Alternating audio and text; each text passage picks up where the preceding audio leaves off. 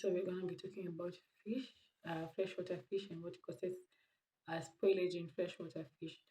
So for one, freshwater fish, especially fish in general, there's so much. Um, the skin of the fish is so much exposed to spoilage compared to animal tissue fish. This is because the tissue skin of the fish is quite delicate, could say that. So we have some factors which cause the rapid spoilage of fish. We have the microbiological processes, we have physiological processes, we have chemical processes. So in microbiological, we find that when you are fishing and you move the fish in the water, the fish usually has slime on the surface on the surface of its skin, and this is basically to protect it from microorganisms from entering it and consuming it. So microorganism or bacteria. So the moment you remove the fish from the water, you've already tampered with the slime, which protects the fish from microbial uh, infestation. Another thing, the what happens again.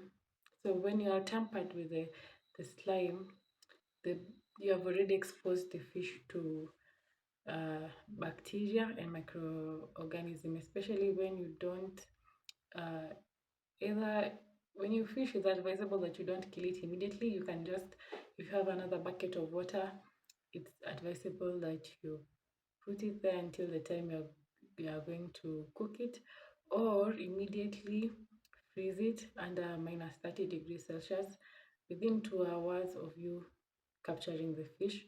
Or you can remove the intestines, then smoke it or salt it and dry it or in an acid or something. Yeah. Another thing that causes fish spoilage, that is the physiological process, is under the physiological process we'll find that fish has glycogen. The glycogen in the fish usually helps to break down uh, compounds to form lactic acid, which prevents um, microbial which actually protects the lactic acid prevents microorganisms from growing. So when the fish struggles, usually when you catch the fish out of the water, it usually struggles for a while, and when it struggles, the glycogen is used up, and hence there is no more glycogen to be able to form lactic acid. Hence, it becomes so exposed to microorganisms and bacteria. Now the chemical factor that leads to fish spoilage, that is fish is quite fatty, and we have it's the unsaturated fat when it's exposed to oxygen, it oxidizes, and this is mainly the reason why fish has odor when it's out of the water. It's because of the unsaturated fats which is oxidized, forming now the off flavors and off taste in the fish. And so, some of the ways we need to be um, preserving our fish, one is by either keeping them alive until the time you get home. Another thing with physiological, before I forget, I almost forgot this, that you see the digestive system of the fish also has toxins. So the moment you kill the fish, the toxins and the bacteria, they spread to other parts of the body, causing fish to spoil easily. Because remember, food spoilage is mainly due to the multiplication of microorganisms present in that food, and so that's why it's advisable that even when you kill the fish, it's advisable you remove the digestive system from it, and yeah, it'll be good to go. So some of the ways where we preserve our fish, that is, which we have the basic methods which even our ancestors and our forefathers used. That's drying. You can dry the fish after removing the intestines. Another is smoking, and smoking, especially smoking, adds a nice flavor to it, and it's very advisable. Smoking, we have putting them in salt to remove the moisture and kill any microorganisms present. We have which another chemical use of chemicals. There are some, especially when fish is being transported to long distances, they use a compound called sodium benzoate. I hope I got the spelling right. Yes, so this helps to prevent um, the rapid spoilage of fish. Um, but basically, the smoking, the drying, and use of the salt, the acid, those are the main ways we can preserve our fish or keeping them alive until we get to our food. And even deep frying, I almost forgot that one. That's almost among the best. Deep frying the fish, at least it stays for longer. And yeah, it's advisable that you also consume your fish within, I think, advisable 5 days after you've uh, fished. And yeah, let's be safe out here, guys. So apart from that, we have other things that affect the fish.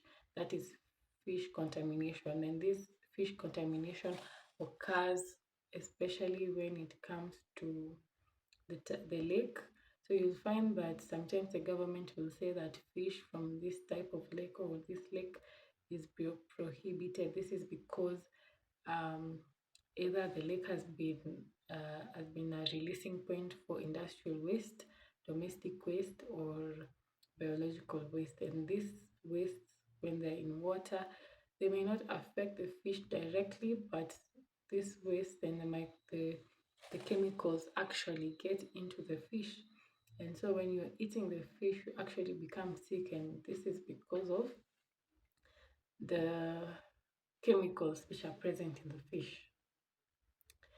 So another thing is some of these fish are just generally toxic, like the puff fish, which has um what is it called? Has toxins in it, which if not handled well be can actually kill you. But in some countries like Asia, it's a delicacy. But it just depends on how you eat. You prepare the fish. You have to be careful when you're preparing it. Um, Another thing is that the fish sometimes have tapeworms or roundworms, so it's advisable that you don't eat raw fish because you don't know where the fish has been unless it has really been examined. That's when you can, and it's being checked out to be okay. That's when you can be able to eat that fish. But it's highly advisable that you don't eat raw fish because you see these tapeworms.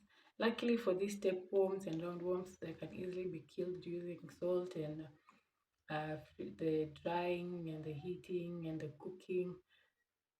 Luckily, yeah. So, but yeah, I think we're good to go so far, so good. So when we're eating our fish, when you're fishing, let's be careful. And if you have more, I'll have more to explain about fish. Basically, that's what I have. That we have to all be careful when we're eating our fish. Where are we eating? Where are we buying this fish? Um, yes. So thank you so much for watching. I hope I've helped you. I'm your food science communicator, Brooklyn. I am excited to be here. I continue praying for more growth in this journey in this area. And yeah, thank you so much for watching. Yeah, please subscribe, like, and share.